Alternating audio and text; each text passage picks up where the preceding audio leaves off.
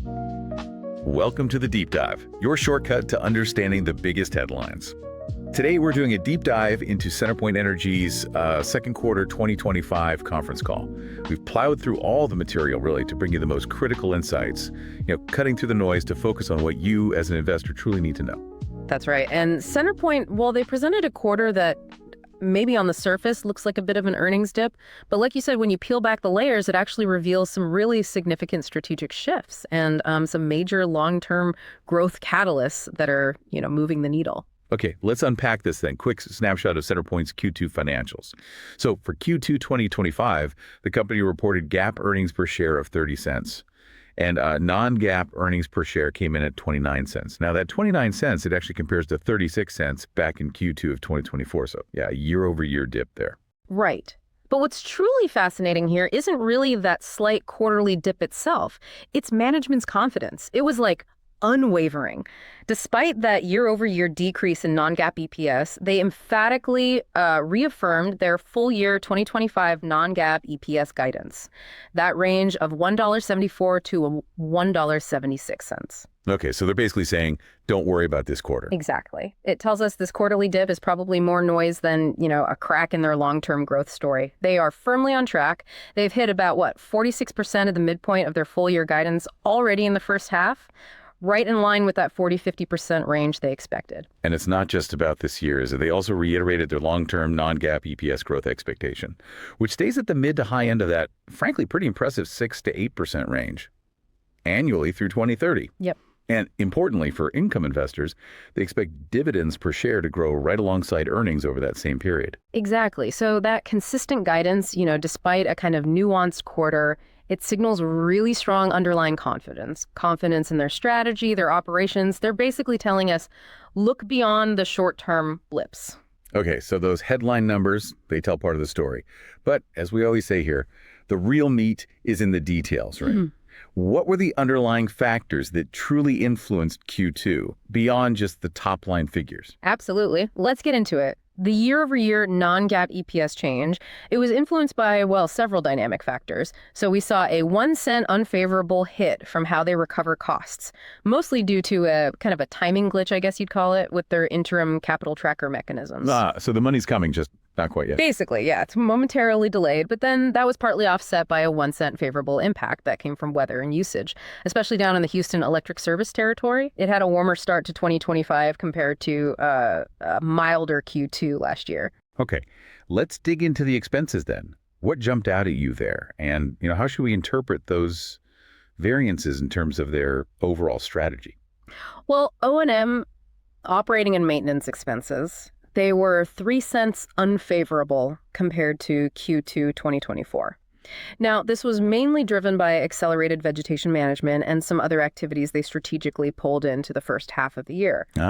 Getting ready for hurricane season. Exactly, getting ahead of it. And management anticipates this will actually reverse out in the second half, which is, crucial for hitting those full year targets. Right. And then there's the financing side too, yeah. Interest expense, financing costs. Yeah.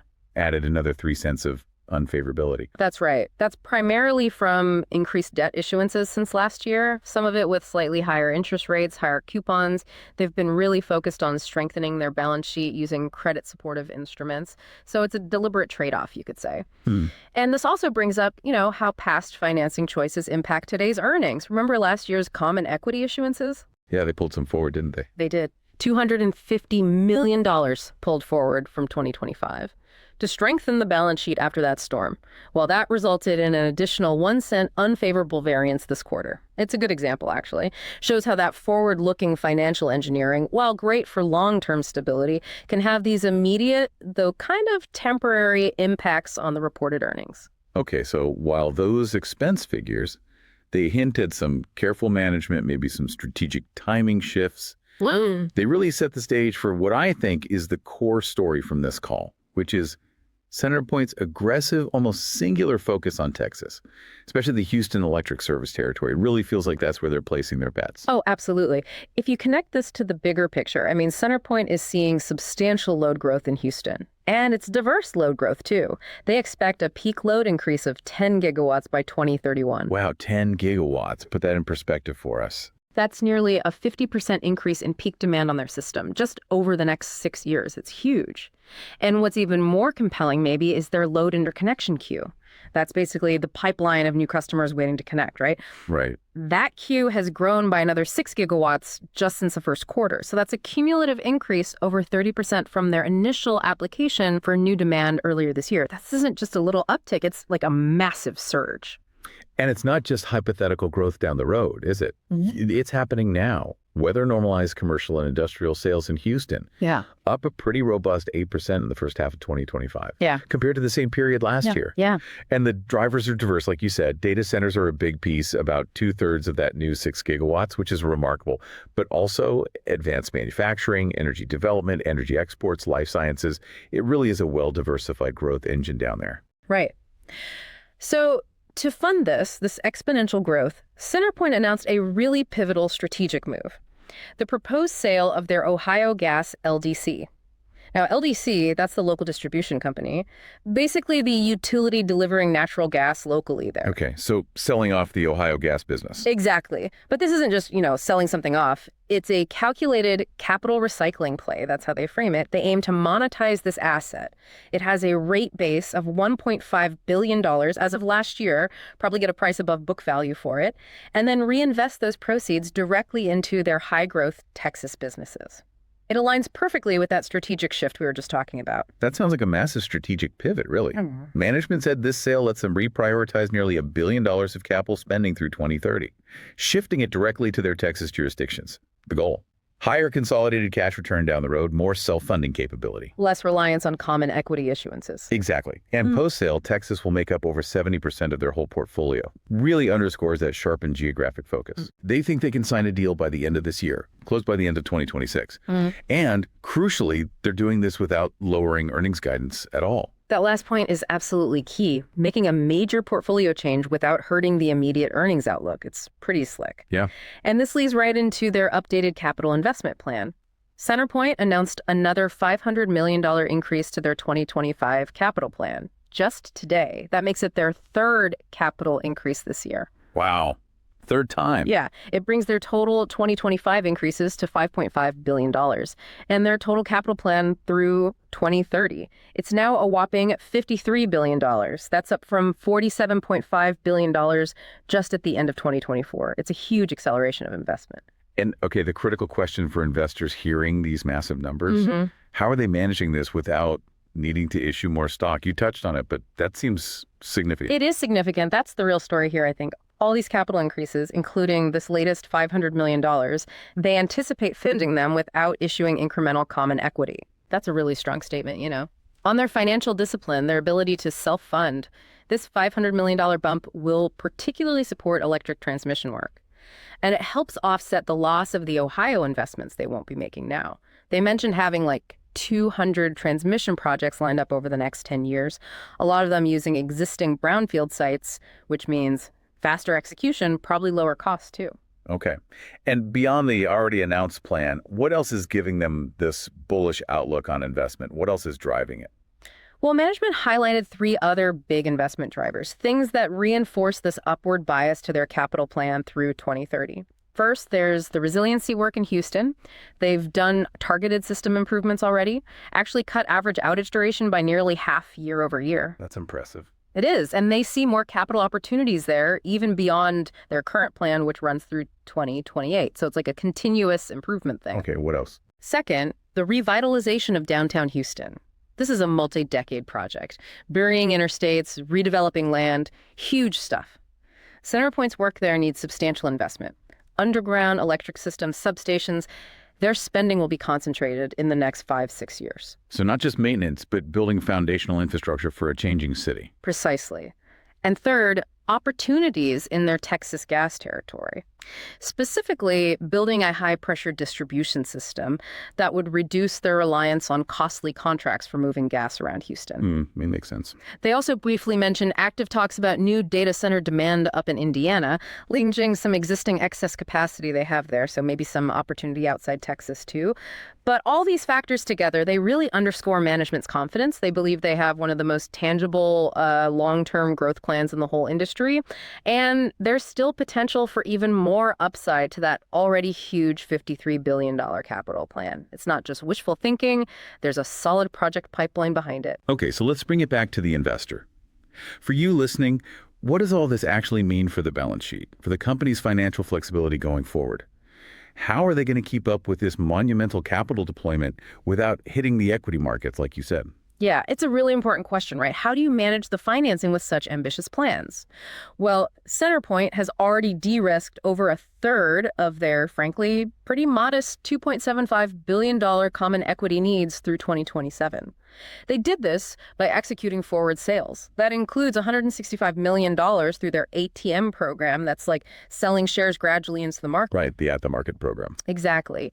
And a big $920 million blocks transaction, selling a large chunk directly to institutions. So they've been really proactive locking in that financing well ahead of time. That seems pretty savvy, especially in this market environment. Does pre-funding that equity limit them later, or is it purely about taking risk off the table? It's mostly about de-risking, giving them certainty in their funding plan, and then on the credit side, their trailing 12-month adjusted FFO to debt ratio. Okay, funds from operations to debt. Right. It stood at 14.1% at quarter end, and that's after removing those temporary storm costs. So basically, their cash flow generating ability relative to their debt looks healthy, and they expect that metric to actually strengthen through the rest of the year, which is obviously good news for their credit ratings. And the strengthening, it gets a big boost from those storm cost recoveries they're expecting, right? Precisely. Huge boost. They expect nearly $400 million in securitization proceeds from last year's May storms. That should hit in Q3 2025. And then another $1.3 billion from Hurricane Beryl proceeds, likely by year end or maybe early next year. These cash inflows provide substantial liquidity, de-risks the profile even further. And then there's the ongoing operational improvements, too. You mentioned the rate cases are mostly done. They anticipate a 5% improvement in operating cash flow starting next year because of that? That's what they said. And this improved cash flow profile, that's a key reason they feel they can fund this current $500 million capital increase without needing more common equity. It might even give them the flexibility down the road to maybe reduce their traditional 50-50 equity debt funding ratio for future incremental investment. Implying even greater self-funding capacity going forward. Absolutely. They sound very confident they'll exit 2025 with a good cushion, 100 to 150 basis points above their downgrade threshold. That's like a safety margin for their credit rating. And again, crucially, without needing common equity issuances. The company clearly sees the tailwinds outweighing the headwinds right now. They seem pretty excited, actually, to share a refreshed, comprehensive 10-year plan later in Q3 this year, extending out into the mid-2030s, giving even more detail by operating company. Okay. Shows a lot of transparency, long-term vision there.